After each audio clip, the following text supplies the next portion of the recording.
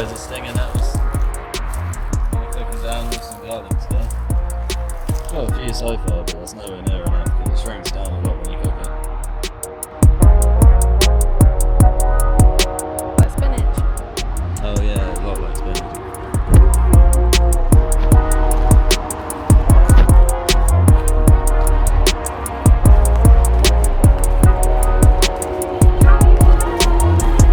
Right next to the M25 right now, that's why there's so many cars. Although it's so quiet considering it's about rush hour.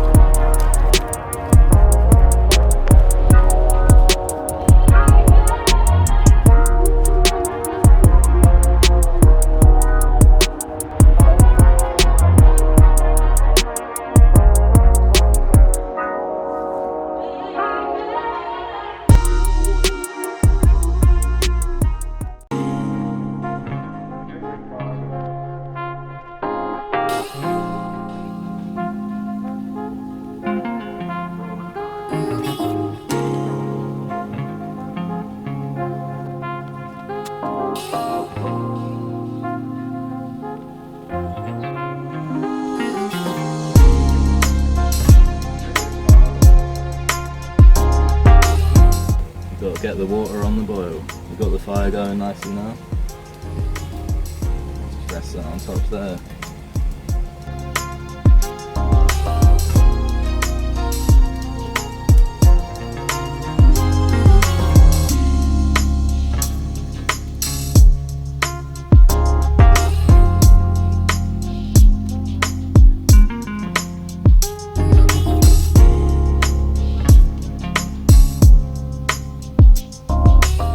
So we've got a stinger nettles here, our water's boiling, ready to go. Straight in.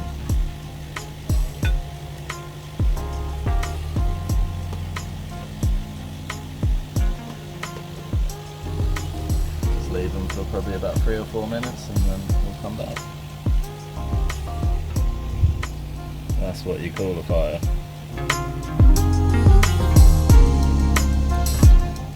So it looks like the stinger nettles are done now. Take them off the heat. I should have wilted down quite a bit. Then I'm just going to drain them off here.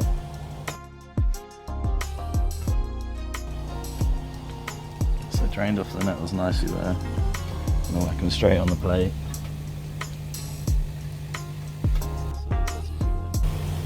Straight in the pan. Pretty simple recipe this. You only need a few ingredients: salt, pepper, garlic, and this vegan butter over here, or normal butter if you want. I'm going to peel the garlic and just chuck it straight on the ground or outside, it's fine. Straight in.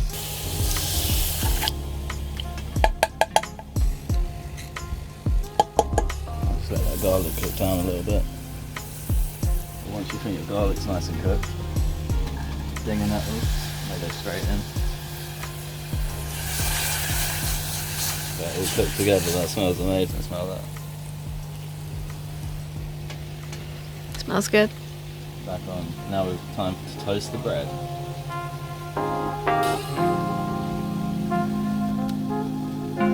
This fire's so hot.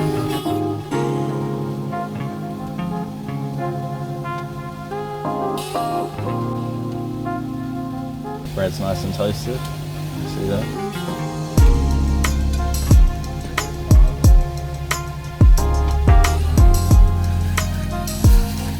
Stinger nettles. Cook down nicely.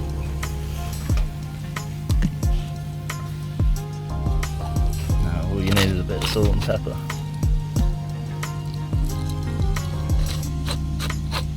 Smells nice and garlicky. There, got a finishing touch now. So we've got all these little tree spinaches here. These look awesome.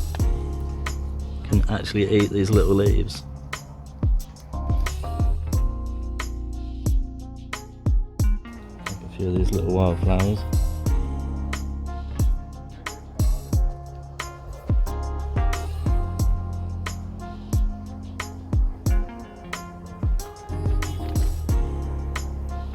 And just dot these little flowers around.